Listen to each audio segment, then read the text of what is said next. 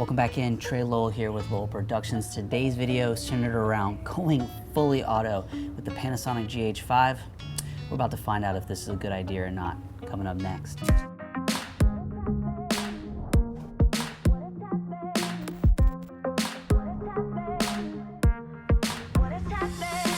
So over the years, one thing I will say that I've kind of stayed away from is going fully auto when it comes to settings with any of my Panasonic cameras. And rightly so. A lot of people knock it that the autofocus is pretty much no good.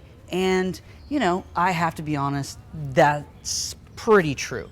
It's not that great. So today's video is kind of centered around using fully auto settings. Now, first thing that we're going to be using is the autofocus.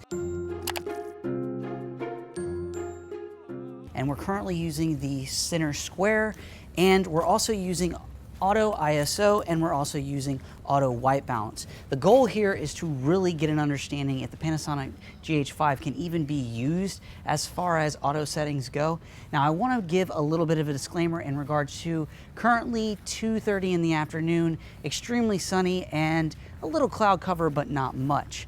My goal here is to pretty much roll the whole time, no editing, no cutting, fully auto to see if this thing even works. The only thing I do have that's giving me a little bit of an advantage is going to be a polarizer, because let's be honest, going fully auto with no polarizer or ND filter in the middle of the day, it really is just not going to give your camera a chance. So currently walking handheld Panasonic GH5 walk and talk. You know, I am right in the center of this, which I think is going to give it a little bit of a chance in regards to the center autofocus.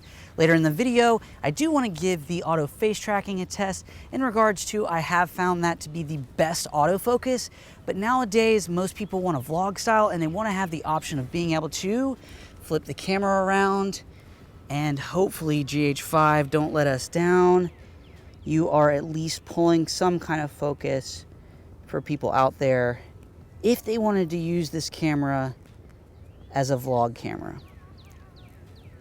Now, as far as frame rates, we are shooting 24 frames per second, shutter speed 50, and the f-stop or aperture is at a 4.5.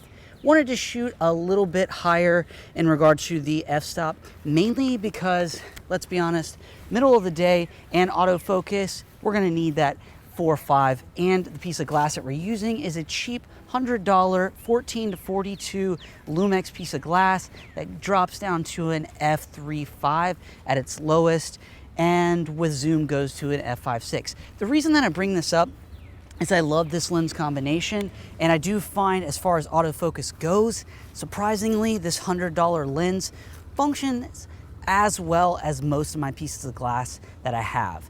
Now, that being said, what do you guys think? What are you seeing so far? I do know that it's becoming bright as heck outside, so as far as exposure goes, I want to see how the camera is handling it. I'm going in and out underneath the trees, kind of walking around the campus, and seeing if the camera really can combat whatever environment I'm putting it in. Now, we'll go ahead and drop her down. Fix it up, and like I said at the beginning of this video, ideally no cuts, not looking to do anything other than give you guys an authentic kind of experience with the GH5 going fully auto. So let's actually try to confuse it a little bit coming in and out of a shot and see how the autofocus is actually working.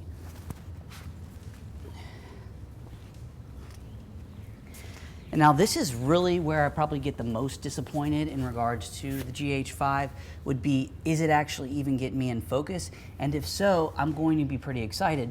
But the idea here is I'm not even gonna see most of this focus pulling and if it's even working until post-production, which means I'm seeing it when you guys see it. So drop a comment in the comment section below. Is the GH5 and its autofocus settings absolute garbage at this point?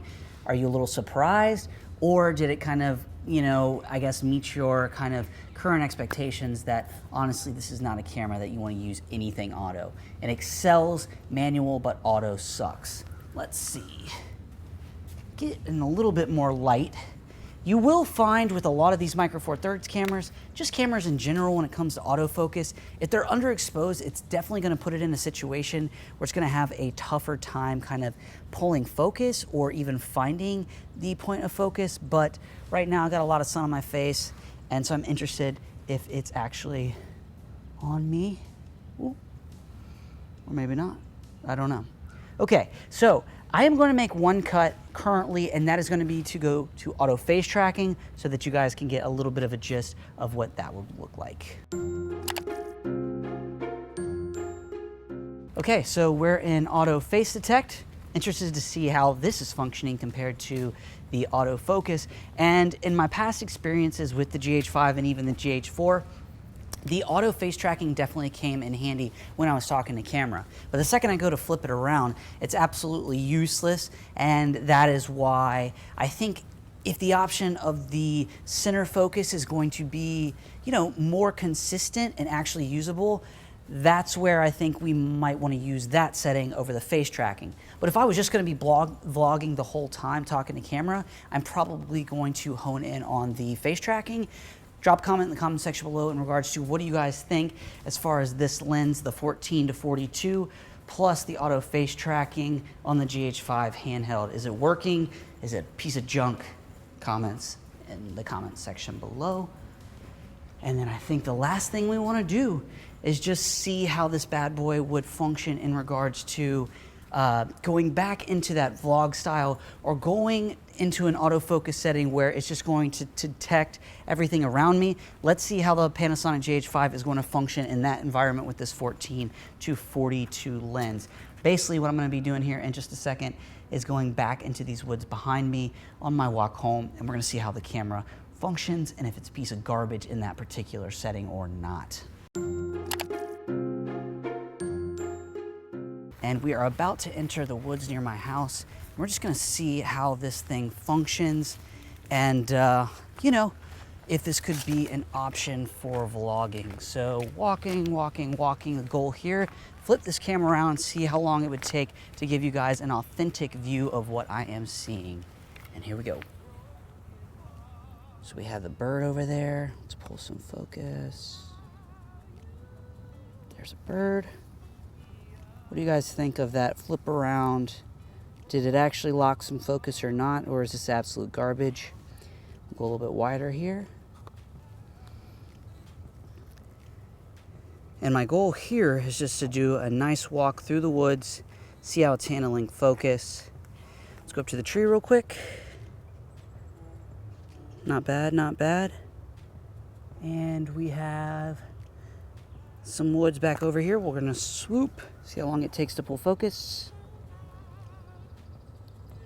And then back to vlog mode. How you doing?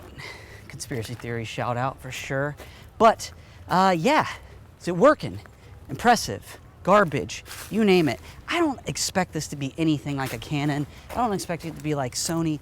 I just am looking to see if it's even a viable option. Because let's be honest, I'm not gonna walk around and shoot auto everything all the time. That's not my goal here, but it would be nice to know that if I need to go auto, I could use it and not kind of spend the rest of my day editing through a bunch of clips that were even in focus. So today's video, roughly running about, oh God, maybe 6-7 minutes, a few cuts, fully auto, Panasonic GH5.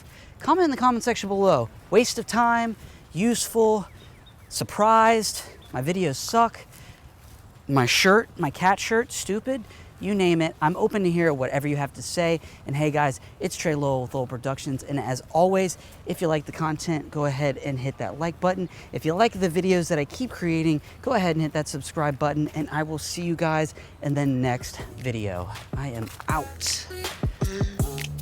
Let's go through the woods. I wonder how the focus is for that. We'll have to see if it's working or not.